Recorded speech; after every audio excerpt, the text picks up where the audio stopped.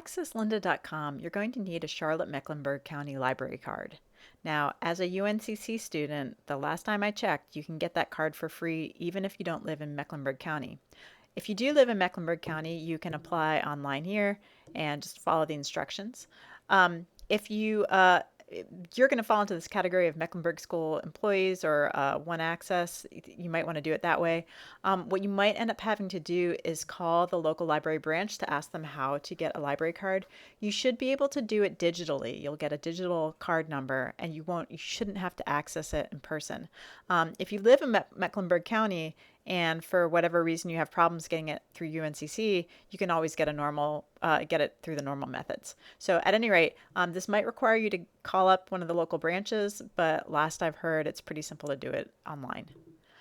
Once you access that, you'll search under the library site for lynda.com. It's lynda.com. And you'll access lynda.com through this portal. If you go directly to lynda.com, they assume you're having a paid subscription, which is not cheap. So you definitely want to make sure you're accessing it through this portal.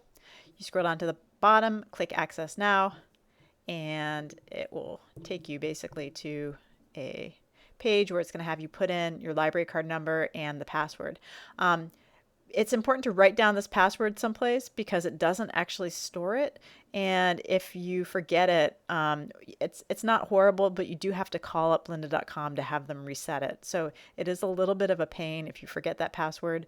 But at any rate, once you do that, then you will access the full lynda.com site. You'll have access to all the video tutorials in this entire site, including exercise files, which is, I want to say it's like $40 a month or something now. So this is actually a really fantastic deal.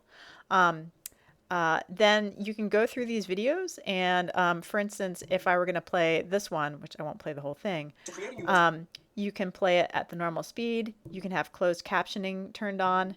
You can play it at the original speed, or if you already know the material, you can play it at twice the speed. If the material is really dense and it's going a little too fast for you, you can play it at half the speed.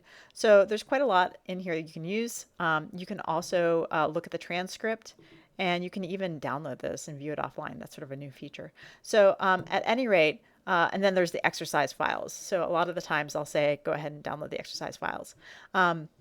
Now, we are going to be using lynda.com tutorials in this course. If I feel like they do the recording materials very well, I'll go ahead and assign it. And then I'll also make a note about which are recommended but not required, or which ones you can skim. So for instance, touring the interface of Edition, that is helpful to see how it's laid out. It is different than other Adobe software, because it's a sound software, but it's also sort of similar. So this is one that you might want to play at twice the speed. Now, when they're having technical exercises where they're importing audio files, for example, you'll want to have Lynda or that software open in another window. So I would have Audition open, I would watch this video tutorial, and then I would pause it as needed so that I could jump over and do that activity in that software. That's the best way to learn it. So video tutorials are not passive. You should be doing the exercises along with it, but that's how you access lynda.com this semester.